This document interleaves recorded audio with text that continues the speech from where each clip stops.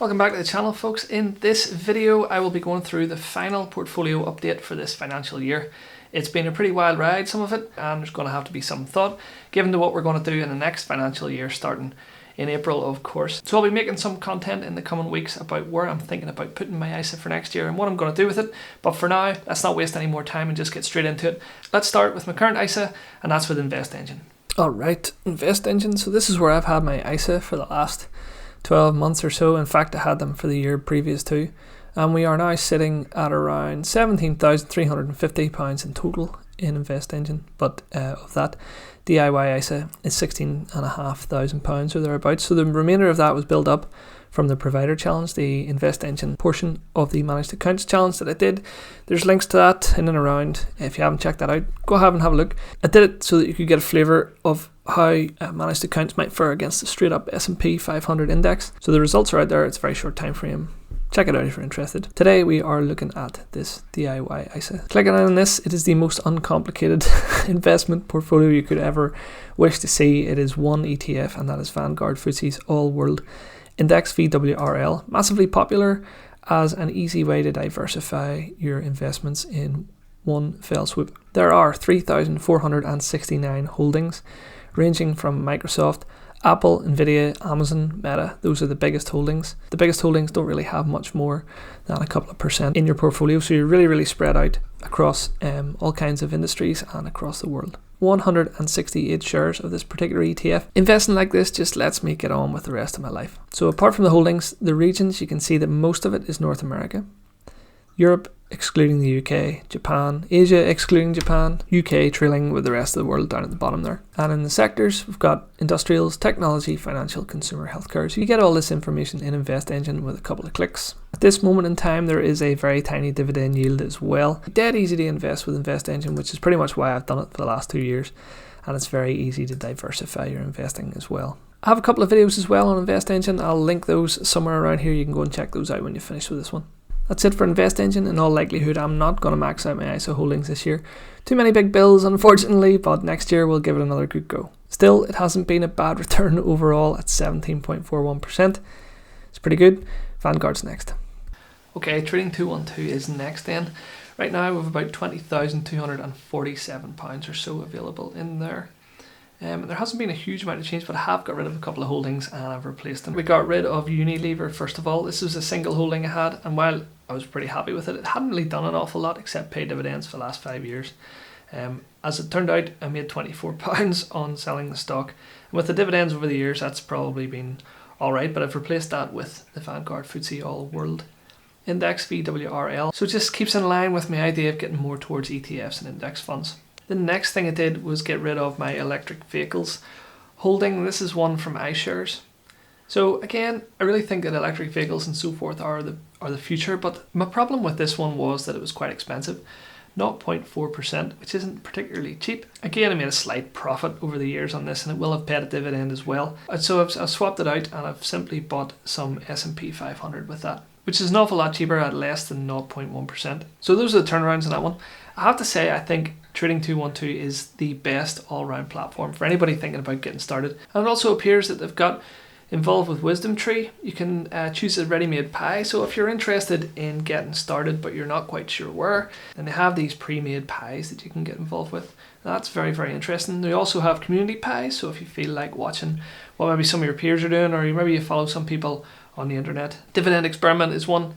Chris is a good guy. You could do an awful lot worse. You can see there that there are 2.34 million people watching this particular pie. So there's tons of choice. Very easy to get started with Trading 212. And if you were pushing me for a recommendation as to where someone would start, while none of this is financial advice, you could do an awful lot worse than Trading 212. But let's just get through the rest of the portfolio here and you'll see what we're invested in. So first up is Amazon. I've been holding these guys for a long time. They've got their cloud computing, they've got their retail obviously, and I'm sure they're not going to let AI slip by without getting involved in that. So that one's a pretty good holding for me over the years, up 26% in that one.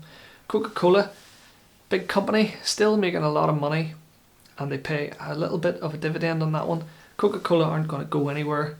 I'm happy to hold this dividend king in my portfolio for some time yet. iShares Global Clean Energy has been a massive disappointment for me at 20% behind. I think clean energy is very much one for the future, but unfortunately this particular ETF isn't performing as well as I would have liked it. It's another one that is quite expensive to hold, and it might also make way later on in the year. Legal & General is another one that is down at the moment for me there. You can see 13% or so. It pays a pretty hefty dividend at the moment. Most UK folks who are interested in dividends are probably going to have this in their portfolio. It's another one that is probably going to get punted at some stage this year. Microsoft, just got 3 shares here, not a lot to shout about there.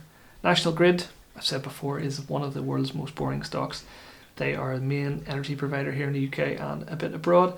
And their share price tends to pretty much stay where it is and they pay a bit of a dividend, and it's a fairly stable holding. It's another one I'm not really keen on particular individual holdings, as I say, so that's probably one that's going to make way. Palantir has been on a massive tear for me recently, and this has been a really good one of late. It was in the doldrums for quite some time, but over the last year it's going pretty well. Making big moves with AI, but that's probably as far as I will go with those 27 shares. I can't really see myself increasing that anytime soon. And then you're into the main crux of my holdings, which is all the different Vanguard ETFs. Curiously, it is cheaper to buy Vanguard ETFs on platforms like Trading 212 and InvestEngine, which we'll get to in just a minute, than it is to actually buy these on Vanguard itself. And that's because Vanguard charges a 0.15% platform fee. No such platform fees when you self-manage with InvestEngine or Trading 212 like this. But these are the holdings that I add to when I sell off parts of my individual holdings in Trading 212. They go straight into one of these ETFs. So we've got the Vanguard FTSE 100. I've got the Vanguard FTSE All World High Dividend Yield, an All World Index Tracker VWRL, the FTSE Developed World Index, an Emerging Markets Index, which really hasn't done very well at all, and of course we've got the S&P 500, which I think everybody knows all about. So that's Trading 212, £20,246. Let's move on. Lightyear, this was my baseline for my managed account experiment. I'll leave a link to that somewhere around here. You can go and check out what that was all about. Basically all I was doing here was buying the S&P 500 and topping up a difference, whatever balance was left with money market funds. You can see over here on the right hand side I have flatlined. That is because I have withdrawn all of my investments from this platform. We are now sitting in cash. I'm going to take that out and I'm going to put it into my ISA before the end of the year, before the new tax reporting year starts next month. There is no reason to have this in a general investing account right now when I could be earning tax-free savings in an ISA when I still have some allowance to use. So make sure, if you haven't already, use up that ISA allowance. 1,689 or so in here. Let's move on. My Vanguard ISA sits at £20,967, so I'm pretty pleased with. But what I will say is that Vanguard will not be my ISA provider for next year, and there's a couple of reasons for that. Number one, there's nothing on Vanguard that I can't get somewhere else cheaper. Vanguard carries a 0.15% platform fee, and when I'm simply investing in ETFs and not necessarily their life strategy or anything specific to Vanguard, then there's really no point when you're going to have to pay more money. So InvestEngine and Trading 212 and platforms like that probably won't be free forever. At some stage you probably think they're going to have to start making money, but for now, while they continue to be cheaper, that's probably where my ISA is going to be decided between Trading 212 or InvestEngine.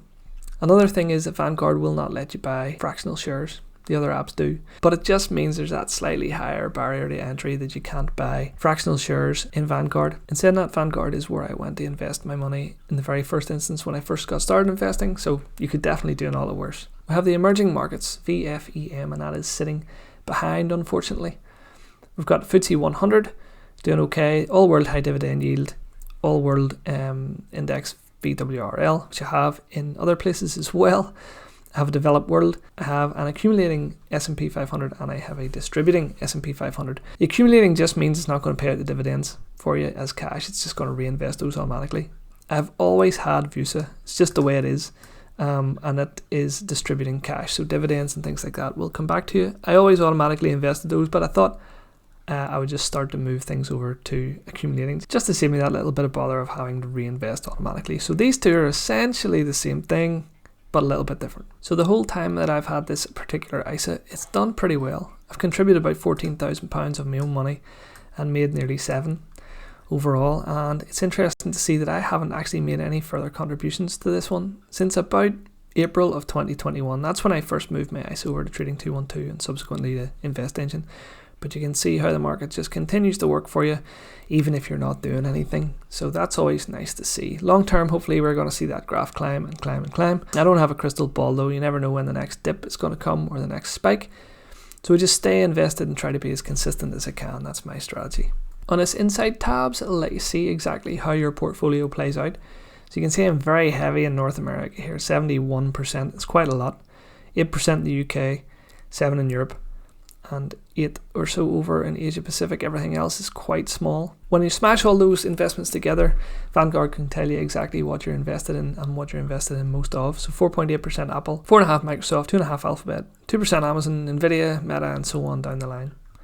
And when we look at the sector allocations, we've got financials, healthcare, consumer discretionary, IT, technology, industrials, and so on. And then it gives you a nice summary of your performance in the last 3 months. So this isn't anything clever that I've done. This is just market forces at work, and it's lovely to see when it's rising like that. 2697 in Vanguard. The last 2 places we'll have money were Nutmeg and in MoneyFarm. And again, these were 2 of the managed portfolio options that I was looking at when I was considering some different platforms. Again, I'll leave some links to those videos. But what we're left with here is £808.30 in MoneyFarm. And that's going to go straight into the ISA before the end of the tax year. And again, Nutmeg is going to suffer the same fate, and it sits at 822. It was fun trying these out, but honestly, I don't think managed accounts are for me. I know what I want to invest in, and I just do it on platforms that are pretty cheap to invest in. And when I say pretty cheap, at the moment they are free of platform charges. The choices are really for me Trading 212 or InvestEngine. That's where I am at the minute. But nonetheless, 822 here and £808.30 will be going into the ISA before the end of the year. So when you smash all those different platforms and all the money I have in different places all together, you get this nice little total here. The thing is, I only managed to put about £150 in this month. I had a couple of big bills to pay, so all the rest of those gains on last month's £60,500 or thereabouts, they've all been down to market forces. It's nothing clever or anything smart I've done. So there we are, food for thought. That'll be the last update for this financial year. Next year, it's going to be a brand new ISA. And right now, I'm choosing between InvestEngine and Trading 212. Please let me know how you found this video in the comments below. Leave a like, get this video out to more people. Thanks very much, and I'll see you in the next one.